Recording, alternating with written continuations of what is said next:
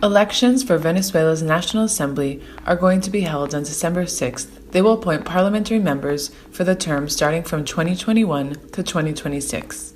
This will be the 25th electoral process in 20 years of the Bolivarian Revolution. These elections come in a period of turmoil, which has only worsened under the COVID-19 pandemic. For the people of Venezuela, these elections will determine a possible return to stability and the future of their country. This turmoil in Venezuela is political, social, and economic, a direct result of U.S. intervention in the country. For many years, Venezuela has been battling U.S.-led imperial powers and the criminal blockade imposed by them. This blockade is directly responsible for the loss of tens of thousands of lives. It has cut off essential supplies, including food and medicine.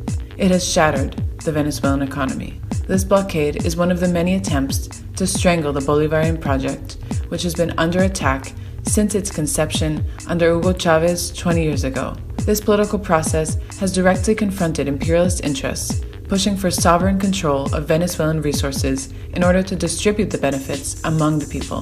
Bolivarian Venezuela has confronted U.S. imperialist interests and, as such, become a target of its attacks, ranging from coups d'etats to financing of the far-right opposition, assassination attempts of the president, the imposition of a parallel government, and most recently in May 2020, the launching of a mercenary invasion. So, how does the National Assembly impact all of that?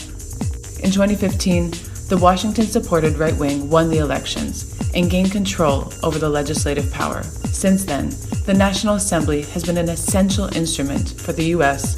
and the far-right opposition to achieve their goals. The legislative body has been used as a tool in attempts to overthrow the democratically elected government of Nicolás Maduro. With full support of the capitalist media, in January 2019, they projected their puppet, Juan Guaidó, a deputy, an elected president of the legislative body, as the interim president of Venezuela. Guaidó's interim presidency lacks any constitutional or legal basis. He has never been elected president of Venezuela, nor has he stood as a presidential candidate for any election.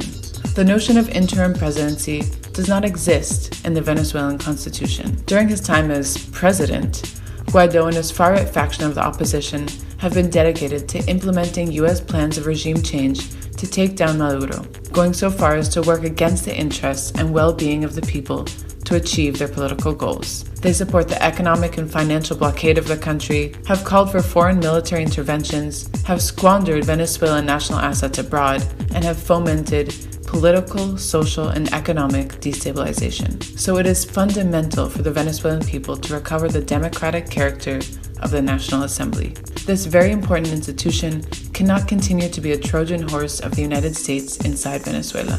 It is also an important battle to counteract the idea that the United States has been promoting across the world, that there are two governments and that the deputy, Juan Guaidó, is authorized by law in the current National Assembly to be interim president. The Venezuelan people will be voting so that the parliament can once again be the center of political debate among the diverse forces that reflect the plurality of the country. It can carry out its functions in compliance with the Constitution and respecting national sovereignty. It is likely that once again, the U.S. will attempt to portray the electoral process as fraudulent and rigged in order to intervene. However, the electoral system in place for these elections is exactly the same that has attributed resounding victories to both Chavismo and the opposition in previous electoral processes. The 2015 parliamentary elections, in which the opposition won a majority, were held with the same rules and protocols. In these elections, 20 million Venezuelans will go to the polls to elect the representatives of the National Assembly for the period 2021 to 2026. More than 14,000 candidates from a total of 107 political parties will compete for 277 parliamentary seats. Of the 107 parties participating, 98 are opposition. In these elections, the destiny of the Bolivarian Revolution, the Venezuelan people, and the progressive regional project is at stake. The electoral process will recognize the will of the people. It remains to be seen if the imperial powers will do the same.